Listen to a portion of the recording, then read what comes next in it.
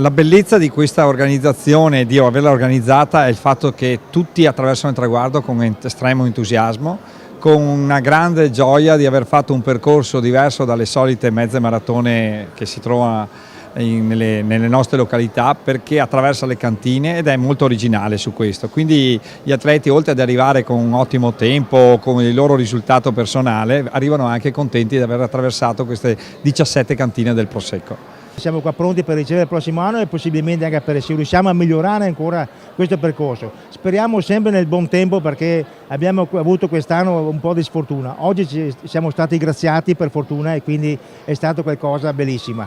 Oltre che a questo abbiamo avuto anche l'opportunità già per il secondo anno di far partecipare anche le scuole medie con le loro corse.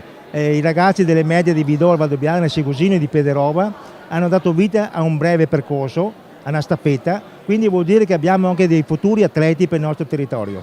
Se non ci fosse il territorio, la periferia e il movimento che c'è, il vivaio, non ci sarebbe l'atletica di vertice. L'atletica non è chiacchiere, l'atletica è lavoro, è impegno e costanza, e gli organizzatori di questa manifestazione lo hanno dimostrato in modo assolutamente veritiero e completo. Lo sport bisogna sponsorizzarlo, perché oggi noi siamo una realtà indipendente che non riceviamo contributi ovviamente governativi o via dicendo, quindi dobbiamo permetterci da soli di poter, attraverso l'imprenditoria locale, fare in modo di sostenere i costi e anche tutta l'organizzazione che c'è dietro. Io qui colgo l'occasione di ringraziare i volontari innumerevoli e anche i numerosi sponsor che ci permettono di arrivare a questo tipo di eccellenza. Ovviamente questi sponsor sanno che oltre alla loro visibilità danno la visibilità al loro territorio. Non abbiamo ancora finito di archiviare questa giornata e pensiamo già ai prossimi appuntamenti.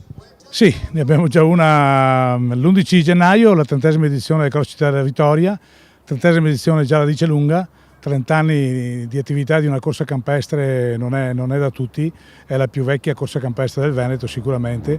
È un campionato regionale rivolto ai bambini, cioè il settore giovanile, assoluti e anche i master, quindi un'edizione con migliaia di partecipanti sicuramente, e sarà una bella cosa sicuramente.